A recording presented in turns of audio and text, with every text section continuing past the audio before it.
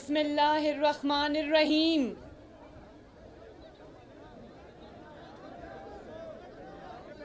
जनाब शाहिद खाकान अब्बासी साहब, बरजीज़ ताहिर साहब, मेरे बहुत मोहतरम भाई हाफिज़ हफीज़ुर रहमान साहब और हमारे शेर गुलाम मोहम्मद साहब और यासीन और सुमाल के मेरे शेरों, दलेरों, शहीदों और गाजियों के वारिसों, मेरी बहनों, माओं, बेटियों, इतनी बड़ी तादाद में जो सब यहाँ आए हो, आपको मरियम नवाज़ की तरफ से अस्सलाम अलैकुम और आपको मोहम्मद नवाज़ शरीफ और मोहम्मद शहबाज शरीफ की तरफ से भी अस्सलाम अलैकुम। यासीन नाम तो है ही खूबसूरत, लेकिन मुझे नहीं पता था यासीन के लोग भी इससे इतने खूबसूरत हैं माशाल्लाह। मैं जब से गिलगित बल्तिस्तान आई हूँ, आज मेरा ख्याल है मेरा 5वां दिन है, मैंने इतनी बड़ी तादाद में माँओं, बेटियों, बहनों को किसी जलसे में नहीं देखा। और आपने मुझे ये टोपी पहनाई है तो मुझे आपको देख के पता चला इस टोपी को दुपट्टे के नीचे पहनते, ऊपर नहीं पहनते। आइंदा से मैं नीचे पहना करूँगी इंशाल्लाह। और मुझे ये भी पता चला है यासीन और सुमाल के मेरे शेरों, दलेरों, शेरनियों कि आप लोग सुबह 11 बजे से यहाँ आकर बैठे हो। आपकी मोहब्बतों और शफ़क़तों का बहुत बहुत शुक्रिया। आपकी मोहब्बत और शफ़क़त आपकी बहन मरियम नवाज़ यहाँ से दिल में लेकर वापस जाएगी इंशाल्लाह। इसमें मेरा कोई इतना कसूर नहीं है, मेरा बस चलता तो मैं 1 मिनट भी आपको इंतज़ार ना कराती, लेकिन हफीज़ुर रहमान साहब ने मुझे बताया कि रास्ते में गुपिस जो आता है तो वहाँ पर गुपिस के लोगों ने सड़कों पे धरना दे दिया है कि मरियम बीबी यहाँ से जलसा किए बगैर गुजरेगी नहीं। तो फिर मुझे वो पहले करना पड़ा, आपको तकलीफ़ उठानी पड़ी, उसके लिए माजरत। लेकिन मुझे एक बात ये पता चली है कि देखो कुर्सियाँ भी नहीं हैं, पता नहीं 11 बजे से खड़े हो क्या कर रहे हो। आपकी हिम्मत और अज़मत को सलाम है भाई।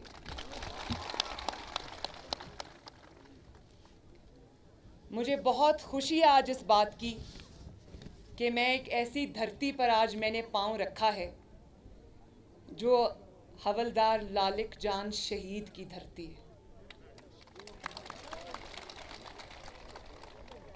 ये यासीन नहीं है, ये निशाने हैदर का घर है। ये उस शहीद का घर है जिसने कारगिल की जंग में अपने वतन को बहादुरी, शुजाअत और दलेरी दिखाकर अपने खून से अपने वतन की हिफाजत की है। और आप जानते हो ना कि हवलदार लालक जान शहीद को किसने दिया था निशाने हैदर? किसने दिया था?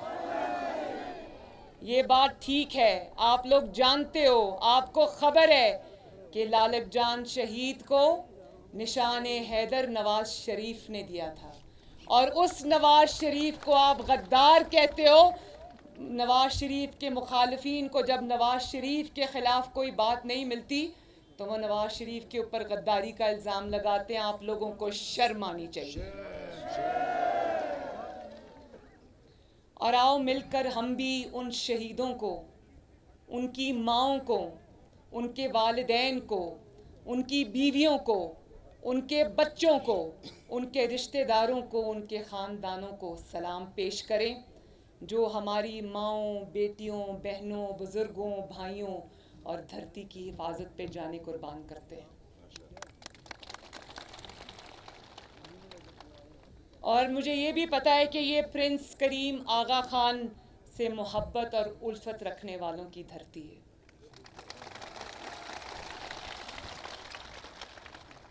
जो खिदमत प्रिंस करीम आगा ख़ान ने इस इलाके के लिए सरअंजाम दी हैं, हम उसके लिए उनको खराज तहसीन पेश करते हैं।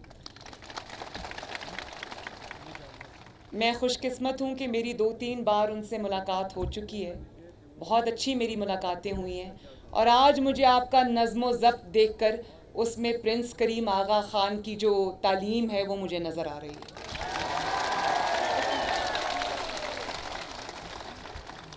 मुझे इस बात की भी बहुत खुशी है कि ना सिर्फ हमारे जो दिलों के वज़ीर आला हैं, जिनका नाम हाफिज़ हफीज़ुर रहमान साहब है,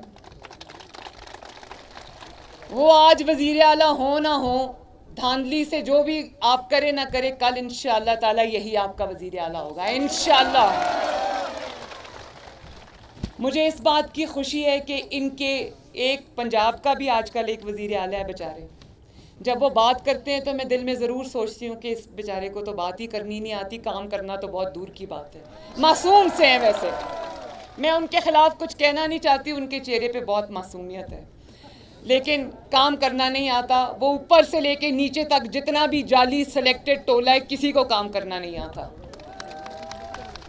लेकिन मुझे इस बात की भी खुशी है कि ये जो ग़ुलाम मोहम्मद साहब हैं, कहाँ हैं? ये हैं ग़ुलाम मोहम्मद साहब। मैं आज इनसे पहली मुलाकात है, लेकिन मुझे आज इन पे फ़ख्र हो रहा था जिस तरह आपके सारे मसाइल, इस इलाके के सारे मसाइल इनकी फिंगर टिप्स पे हैं।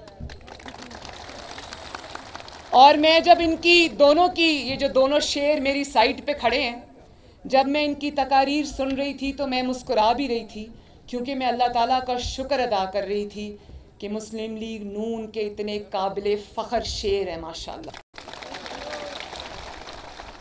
और आपकी जो जलसे के अंदर जो आप लोगों ने इनको रिस्पॉन्ड किया है ग़ुलाम मोहम्मद साहब को, जो मुझे आज इनके लिए सपोर्ट नज़र आई है, तो मैं ये उम्मीद करती हूँ और मुझे बल्कि ये यकीन हो चला है कि इंशाअल्लाह ताला फ़तह इनका मुक़द्दर बनेगी।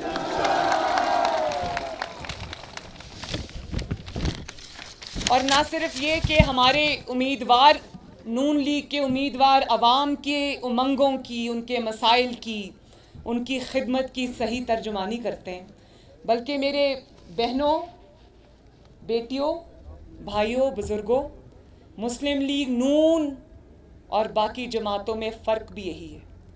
बाकी जमातों को जब इक़्तिदार मिलता है, चाहे जाली तरीके से मिले, वो जब 2 साल, 3 साल, 5 साल गुजर जाते हैं तो वो ये कहते हैं कि ये भी मसला है, ये भी मसला अभी हल नहीं हुआ, हमारे पास कोई जादू का चिराग तो नहीं है कि हम दिनों में मसले हल कर लें। वो पिछली हुकूमतों को कोसते हैं। मुस्लिम लीग नून आपके शेरों की एक वाहिद जमात है।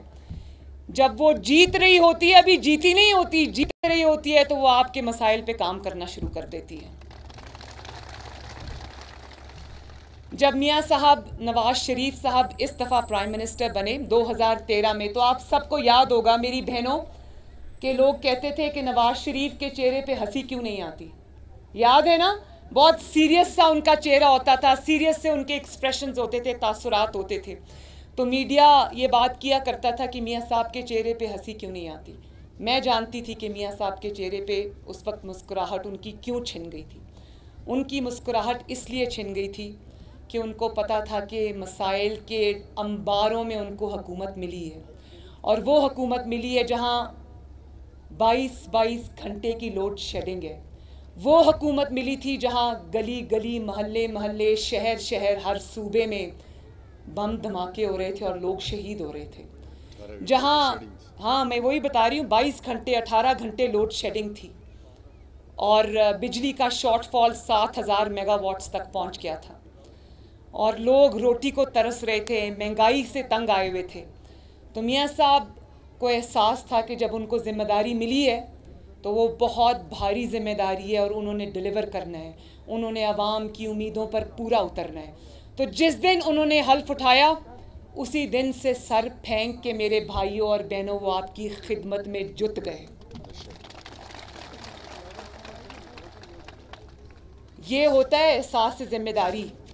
ये नहीं होता कि आप 3 साल हुकूमत चलाने के बाद आप कहें कि पहले दिन भी हुकूमत में आने से पहले कंटेनर पे भी नवाज शरीफ, हुकूमत में आते साथ भी नवाज शरीफ, 1 साल बाद भी नवाज शरीफ, 2 साल बाद भी नवाज शरीफ और 3 साल बाद भी सिवाय नवाज शरीफ के कोई लफ्ज नहीं है उनके मुंह के ऊपर। ये लोग कहते हैं कि हाँ महंगाई एक मसला है। इतनी हट धर्मी मैंने कभी नहीं देखी मेरी बहनों। जब आप ये कहते हो महंगाई भी एक मसला है, आपको शर्म नहीं आती ये बात करते हुए? इन बहनों से पूछो कि जब महंगाई एक घर का मसला बन जाता है तो वो घर के घर उजड़ जाते हैं। ना बच्चों की फीसों के लिए पैसे रहते हैं, ना बिजली के बिलों के लिए पैसे रहते हैं, ना गैस के बिलों के लिए पैसे रहते हैं, ना अद्वियात के लिए पैसे रहते हैं, ना आपके पास बच्चों की तालीम और तरबियत और कपड़ों और जूतों के लिए पैसे रहते हैं। तो आप कितने आराम से कह देते हो हाँ महंगाई का मसला है। आपको शर्म आनी चाहिए ये बात करते वक्त। महंगाई ने तो मुल्कों के मुल्क उजाड़ दिया, आप कितने और कहते हो घबराना नहीं है। आप तो नहीं घबराते क्योंकि आपका किचन और आपका घर दूसरे लोग चलाते हैं। इन्होंने मेहनत मजदूरी करके अपने बच्चे भी पालने हैं, इन्होंने अपना घर अपनी मेहनत से चलाना है। आपकी तरह अमीर लोगों की जेबों में इनके हाथ नहीं है। ये मजदूर लोग हैं, मेहनत कश लोग हैं और ये मेहनत करके कमा के खाने वाले लोग हैं। इनसे पूछो जब महंगाई आती है तो इनके घरों पे क्या क़यामत आती है। और नवाज शरीफ ने कभी ये नहीं कहा कि 70 साल में गिलगित बल्तिस्तान में सड़कें नहीं बनी। उसने सड़कें बना के आपको ये बताया कि नवाज शरीफ ने गिलगित बल्तिस्तान को सड़कों के जाल से जोड़ दिया है। उसने ये नहीं कहा कि 70 साल में गिलगित बल्तिस्तान के लोगों आपके पास अस्पताल नहीं था। उसने आपको पाकिस्तान का गिलगित बल्तिस्तान का सबसे पहला कैंसर हॉस्पिटल और दिल का हॉस्पिटल आपको दिया या नहीं दिया? उसने ये नहीं कहा कि आपको सेहत और तालीम के बहुत मसाइल हैं। 5 साल बाद हुकूमत चलाने के बाद वो बाहर आके ये नहीं कह रहे कि यहाँ पर कॉलेज होने चाहिए, यूनिवर्सिटीज़ होनी चाहिए, स्कूल होने चाहिए। उन्होंने पहले आपको यूनिवर्सिटी कैंपसेस दिए, कैडेट कॉलेजेस दिए, स्कूल दिए, यूनिवर्सिटीज़ दी और बाद में आज आपके सामने हाजिर है। ये एक बड़ा ज़रूरी मैसेज था इस तराने में, जो डर गए वो मर गए। और यासीन और सुमाल के अवाम ना डरेंगे, ना घबराएंगे, ना पीछे हटेंगे इंशाल्लाह। और मुझे ये भी पता है कि नवाज शरीफ साहब ने आपकी उमंगों की तर्जुमानी करते हुए यासीन और गुपिस को एक दर्जा दिया है ज़िले का, और वो उसके लिए फंड्स की एलोकेशन भी हो गई है, नोटिफिकेशन भी हो गए, लेकिन ये जाली हुकूमत उसमें भी रखना डाल के बैठ गई है।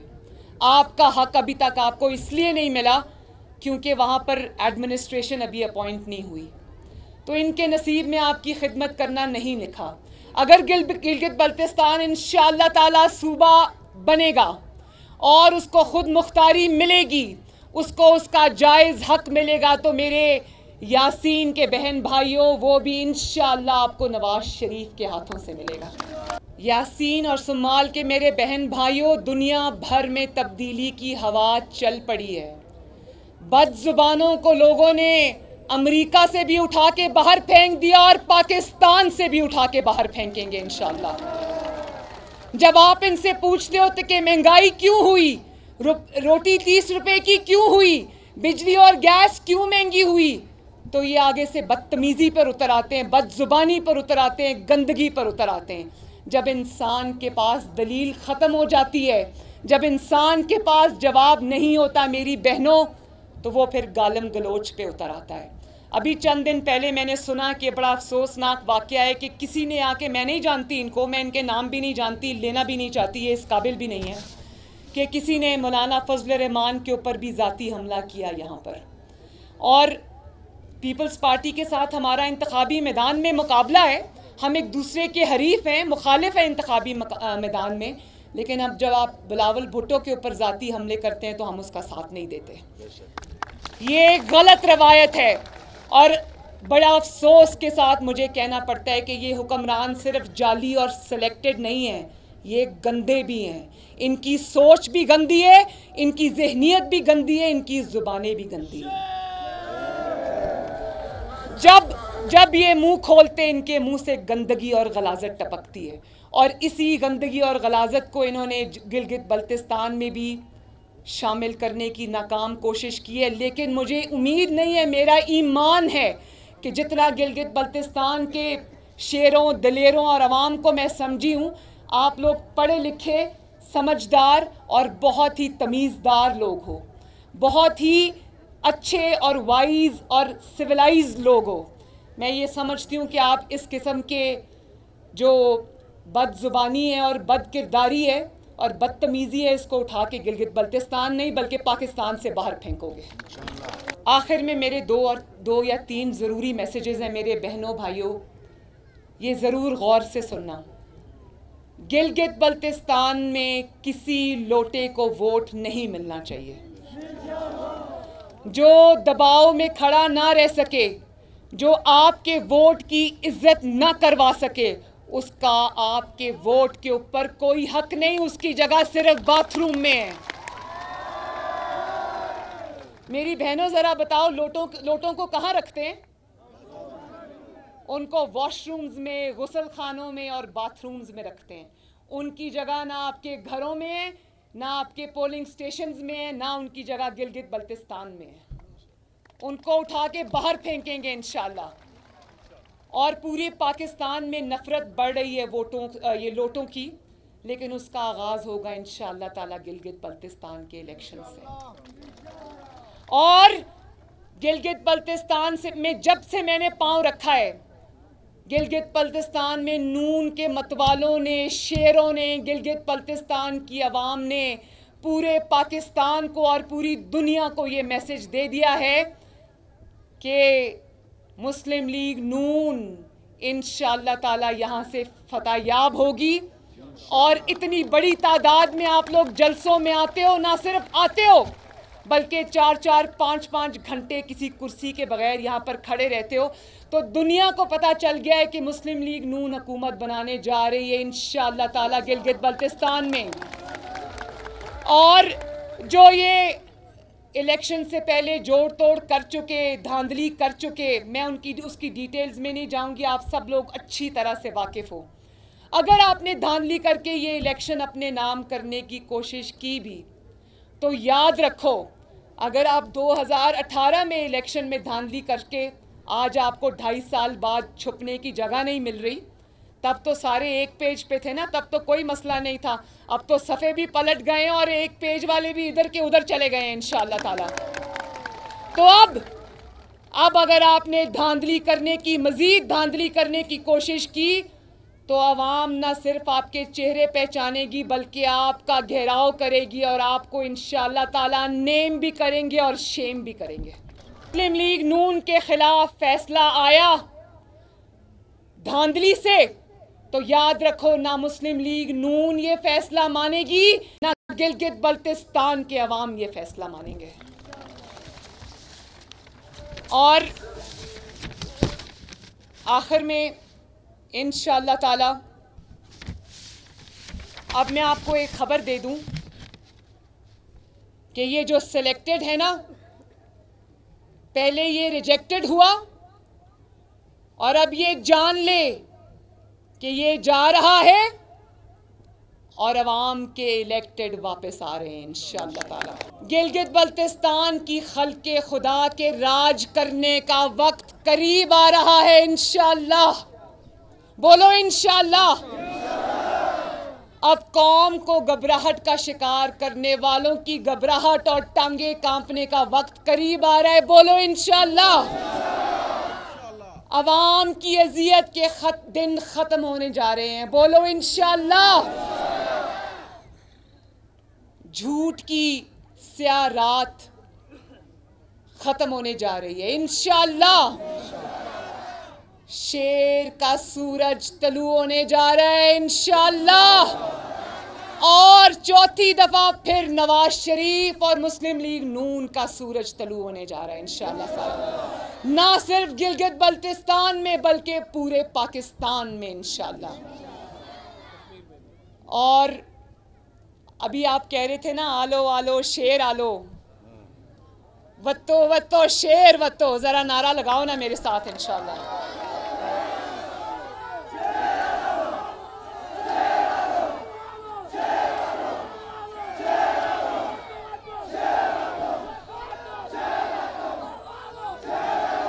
चलो एक दफा मेरे साथ मिलके भी लगा दो, एक दफा मेरे साथ मिलके भी लगा दो। आलो आलो, वत्तो वत्तो। और यासीन और सुमाल के अवाम जिंदाबाद, गिलगित बल्तिस्तान जिंदाबाद, नवाज शरीफ जिंदाबाद, मुस्लिम लीग नून के शेर जिंदाबाद, पाकिस्तान पाइंदाबाद। और आखिर में हम गिलगित बल्तिस्तान के सारे नून लीग के उम्मीदवारों और शेरों के लिए और इनके लिए सारे मिलके मेरे साथ बोलो, नस्रुम मिनल्लाहि व फतहुन करीब। बोलो, नस्रुम मिनल्लाहि व फतहुन करीब। अल्लाह ताला की तरफ से आपकी फतह करीब है। पाकिस्तान जिंदाबाद। सब्सक्राइब करें और बेल दबाएं ताकि कोई खबर रह न जाए।